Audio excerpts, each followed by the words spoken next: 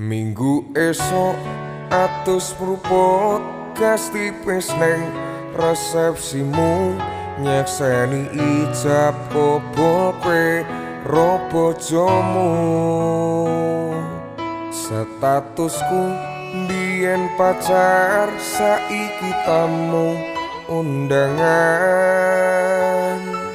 Kelangan kowe aku oleh ijol prasmaran.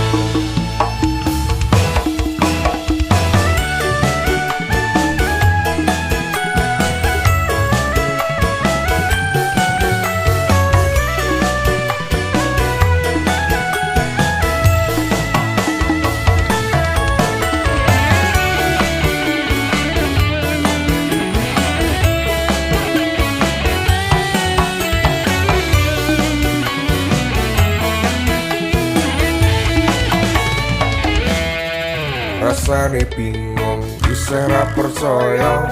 Telu sasi wingi aku isih pacarmu. Jebul saiki ana wong liya, rada sedih pengen nangis tapi kok wagu. Awale indah kini berantakan, kabeh cerita mbok rampungi kanggo undangan. Aku gagal teko ning resepsinan, wis sesandingan tak tinggal nyanyi dangdutan. Aku ngerti yen atiku mung tok nggo rekreasi. Aku sadar ku relakan walaupun sedikit ambiar.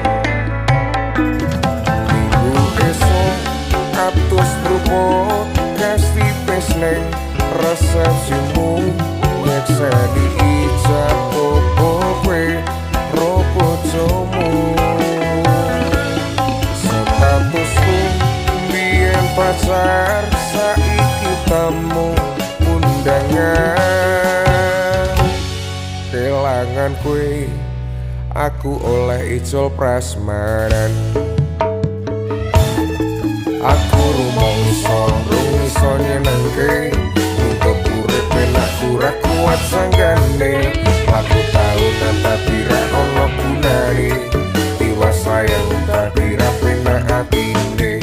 Repi-repi aku ngampani undangan, ono jenengmu aku bingung ra karuan.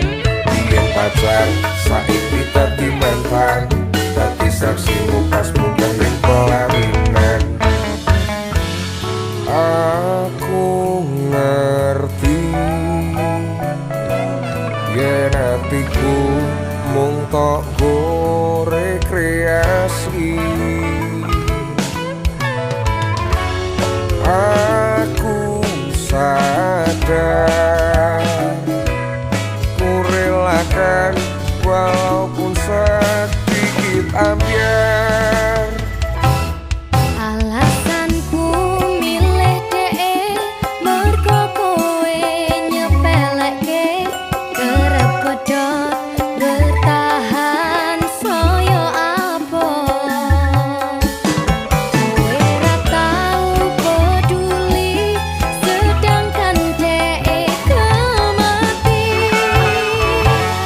Sampai jumpa, goodbye sayang, aku rapi. Minggu esok atus pruput gas tipis neng resepsimu, nyekseni ijab kabul kowe robo jomu. Statusku biyen pacar, saiki tamu undangan. Kelangan kowe aku oleh ijol prasmaran.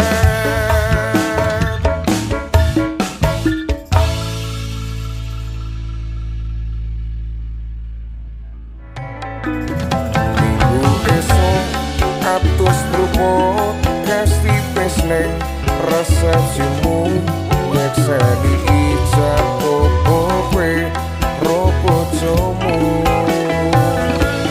Statusku biyen pacar, saiki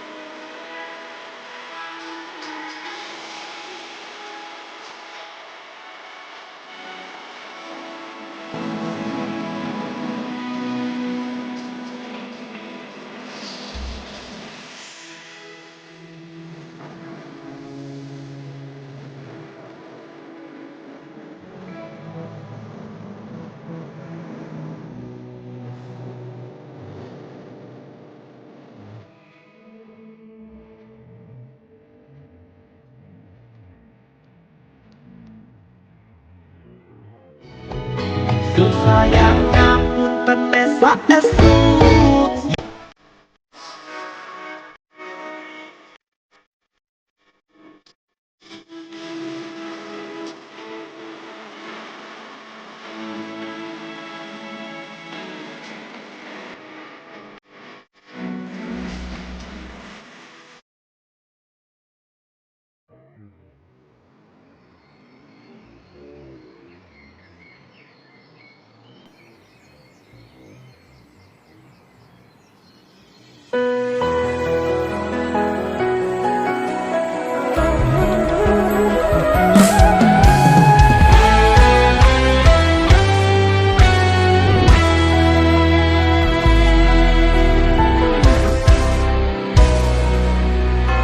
Sampun boten enten tenagane damel ngimbangi liyane sing ketok penak uripe kadang kepitak kelaran ngempet dadi tangisan rodo panguripan bakale muter nanging mbuh kapan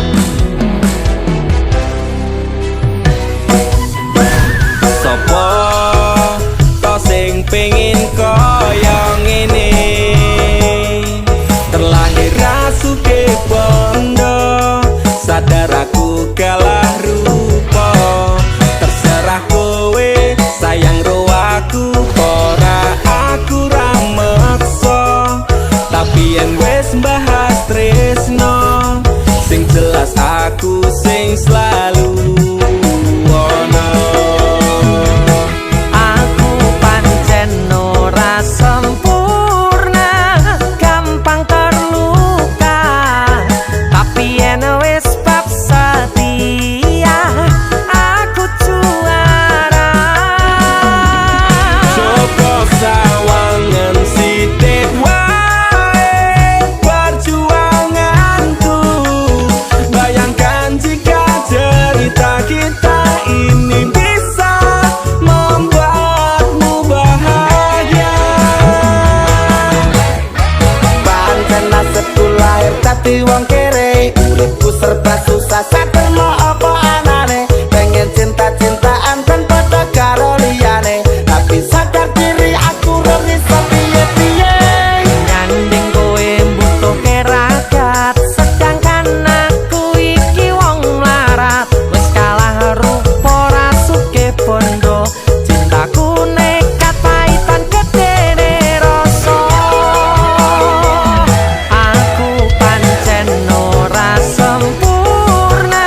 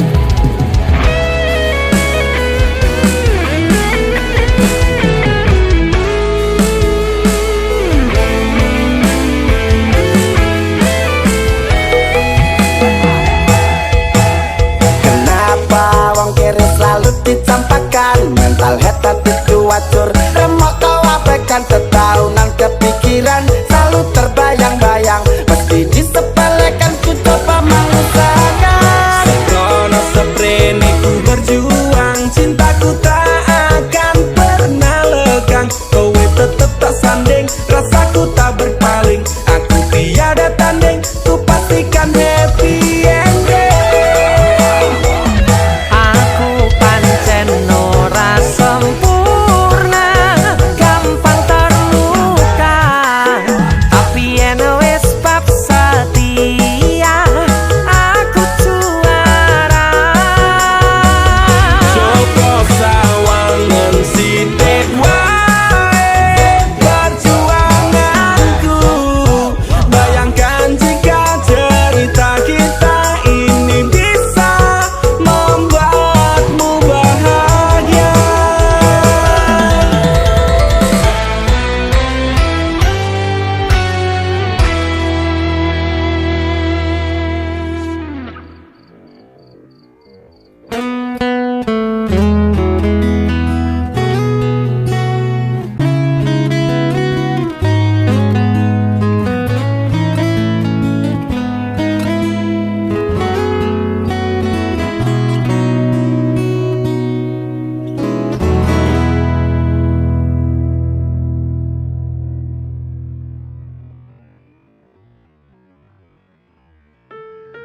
Kowe iki lho dadi wong lanang blas ranti pikiran.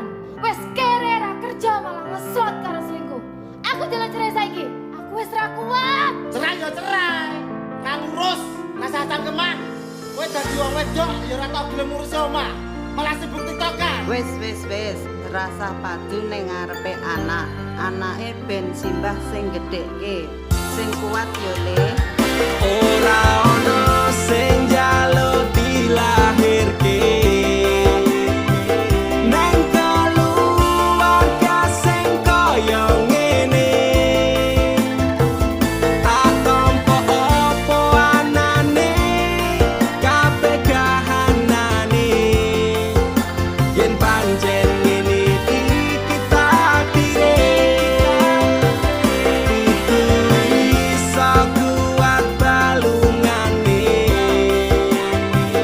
Marga rati sangga wong tuane, kudu iso ngadeg dhewe, ra ono cekelane. Ngene men anak sing rusak omahe. Nek kelingan bapak ibu nangis tenan atiku, doi-doi dhewe-dhewe dadi bubar keluargane. Pedhot ing tengah dalan hancur kabeh harapan, urip kurang arah, ora ono tujuan. Maka dadi bajingan, urip turut dalan mabur dadi pelampiasan, bingung ra duwe jalan, kurangi kasih sayang ra tau diperhatikan, dadekke aku anak sing ra duwe masa Ora depan. ono sing njaluk dilahirke nang keluarga sing kaya ngene. Tak tampa apa anane, kabeh kahanane. Yen pancen ngene iki takdire, itu iso kuat balungane. Marga rati sangga wong tuane, kudu iso ngadeg dhewe, ra ono cekelane. Ngene men anak sing rusak omahe. Saiki bapak ibu wis rapi dhewe-dhewe, ilang tanggung jawab nganti lali ro anake. Urip terus simbahe kecilik tekan semene, Pak Bu aku wis gedhe iso golek duit dhewe. Saelek-eleke ibuku tetep sing lairke, saelek-eleke bapakku tau merjuangke. Aku korbane wong tuwa ra pengen urip rekoso, tak buktekke aku iso sajan karo ngampet lara. Nyuwun ngapurane tenan. Bukane bapak ibu ora sayang. Sesuk nek kowe gede bakal ngerti abote. Wong omah-omah kudu kuat sak kabeh. Ora ono sing njaluk dilahirke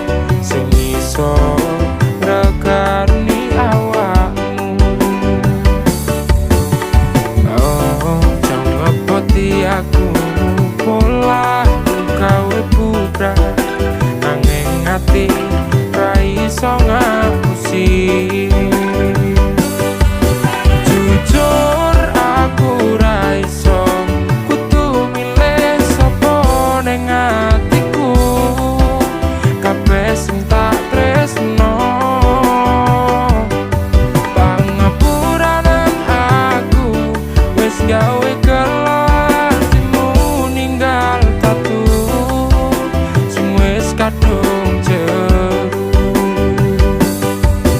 Depon bersane dokang mas, aku lolan legowo, ora popo, aku berdua no. Salah marang awakmu wis gawe loro atimu, nanging ikhlas no awakku uga bener marang pilihanku.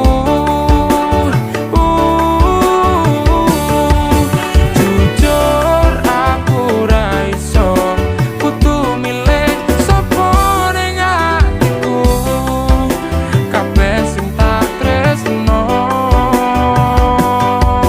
Kabeh kuwi wis ginares, tresnoku pancene tragis, kudu nampa pilihanmu, nadyan kudu aku.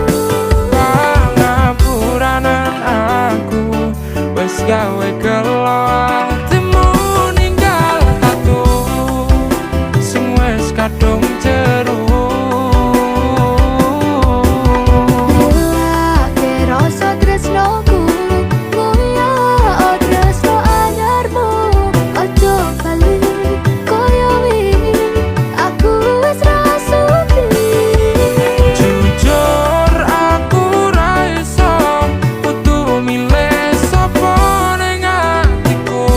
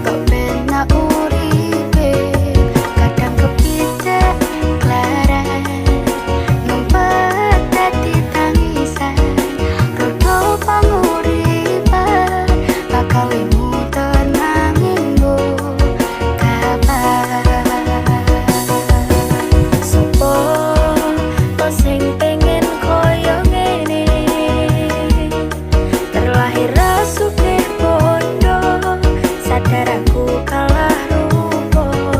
Terserah kowe sayangku aku ora, aku ra maksa. Tapi yen wis bahas tresno, sing jelas aku sing selalu ono. Aku pancen ora sempurna, gampang terluka. Tapi yen wis bab setia, aku juara. Coba sawangan sithik wae perjuanganku. Bayangkan jika cerita kita ini bisa membuatmu bahagia. Pancen nasib lahir dadi wong kere, uripku serba susah sak durmo apa anane. Pengen cinta-cintaan ben padha karo liyane, tapi sadar diri aku rong iso piye-piye. Yen ning kowe butuh gerakan, sedangkan aku iki wong leren. Wis kalah rupa ora suke bondo, cintaku nekat pahitan kedene rasa. Aku pancen ora sempurna, gampang terluka. Tapi yen wis bab setia, aku juara. Coba sawangan sithik wae perjuanganku. Bayangkan jika cerita kita ini bisa membuatku bahagia. Kenapa wong kere selalu dicampakkan? Mental health hatiku acur, remo keabaikan ketahunan kepikiran selalu terbayang-bayang. Meski disepelekan ku coba mengusahakan. Sepenuhnya seprene ku berjuang, cintaku takkan pernah lekang. Kowe tetap tak sanding, rasaku tak berpaling. Aku tiada tanding, ku pastikan happy ending. Aku pancen ora sempurna, gampang terluka. Tapi yen wis bab setia, aku juara. Coba sawangan sithik wae perjuanganku. Bayangkan jika cerita kita ini bisa membuatmu bahagia.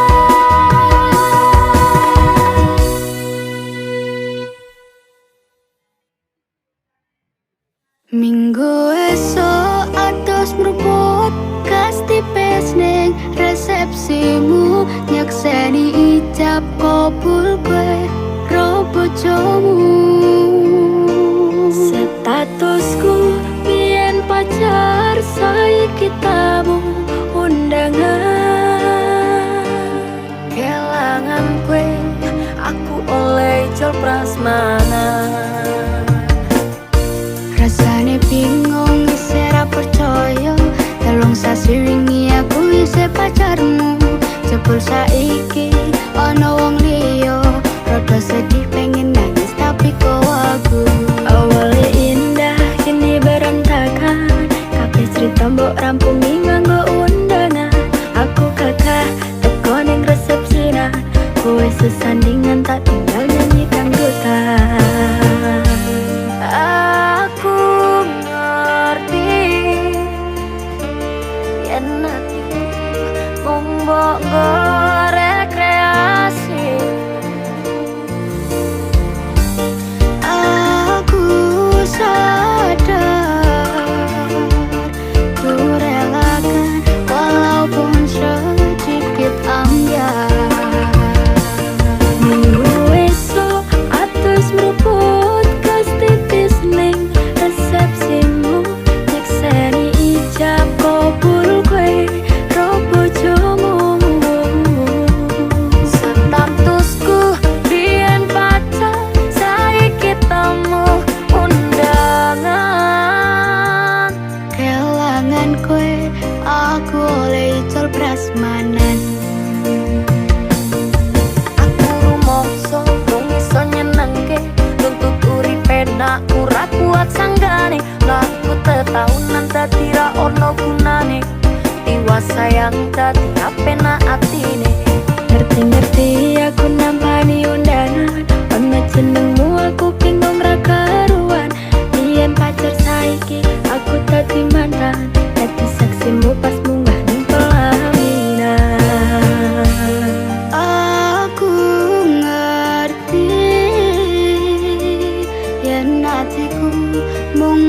kanggo rekreasi.